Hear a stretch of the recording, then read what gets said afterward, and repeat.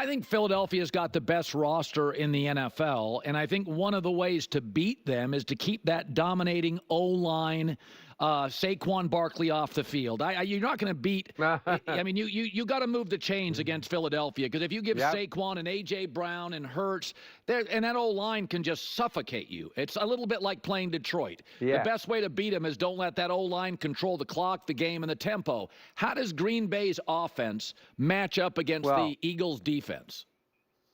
And this is where you go into the weeds a little bit, because what will Green Bay do in terms of personnel? Because keep this in mind, the Eagles' defense has been really, really good, and that's one reason the Eagles can play offense the way they have all season long, because they've not really won a lot of games big, and they've not been ahead big in a lot of games going into the fourth quarter.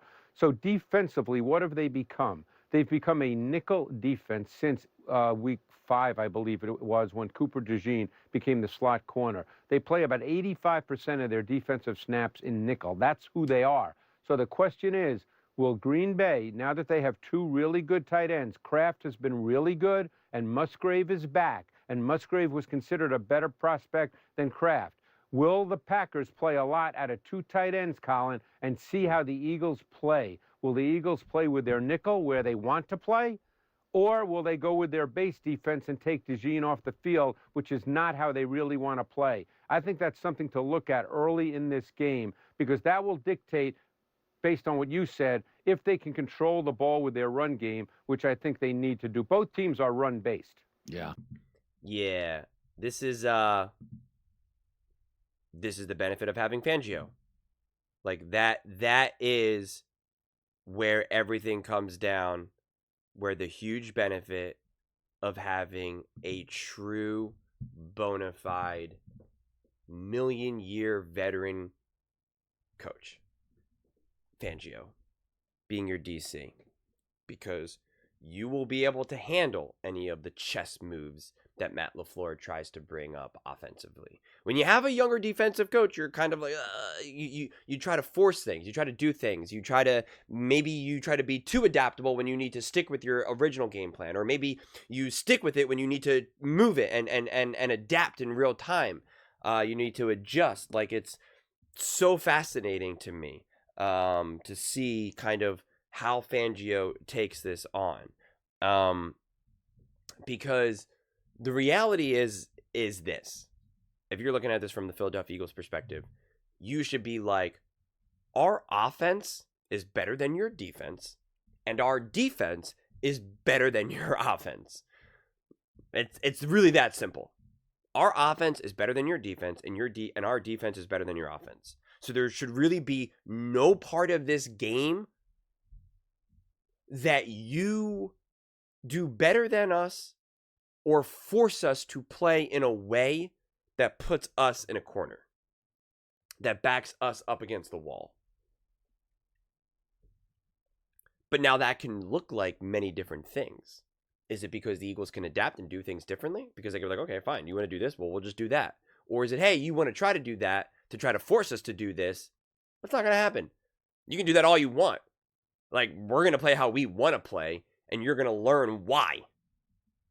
You're going to have a front row seat why. So I do love these tight matchups, and like Ray Cosell talked about, getting lost in the weeds.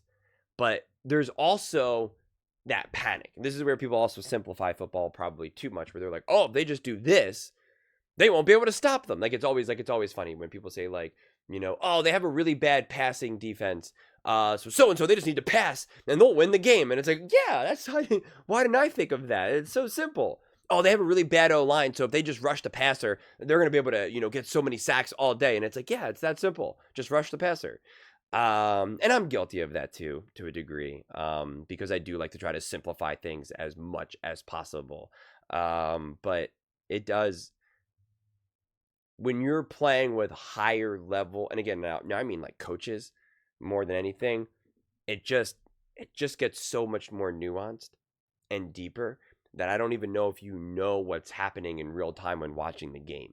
It's not until after the fact. It's not until you kind of watch replays of very specific plays at very specific times have other deeper breakdowns. Either you have the ability to do it yourself or listen to people who are most likely a lot smarter than you and true professionals, no disrespect, smarter than me as well. And then you can kind of appreciate like, oh, okay, I see what happened now. I see how this unfolded. And it's going to be a fun matchup. I think we got 4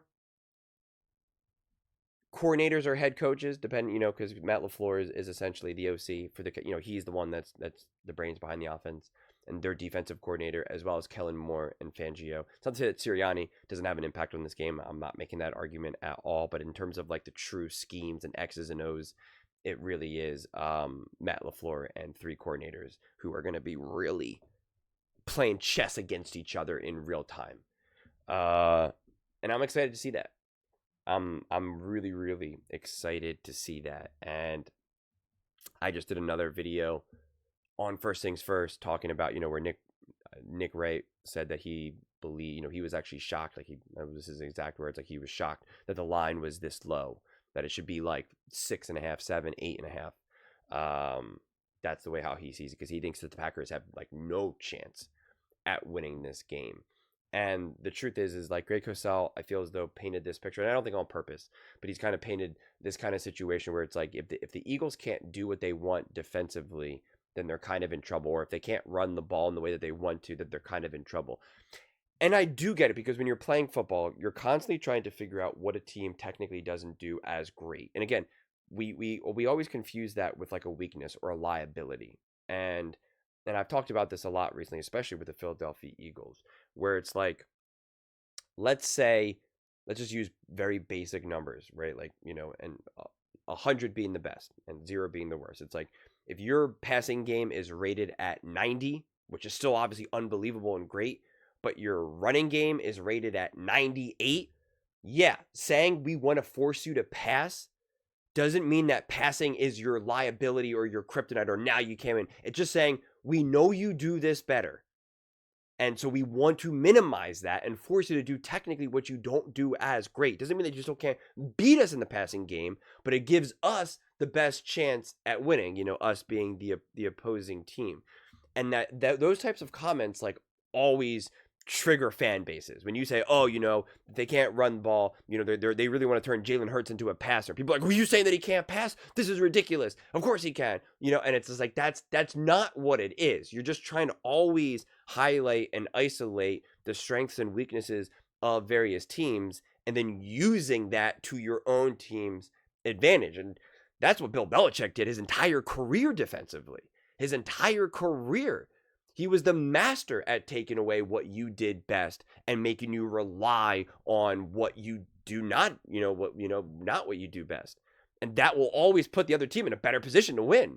And that's just the way it goes. It's like that in any aspect of life, and it definitely is true in sports, in football.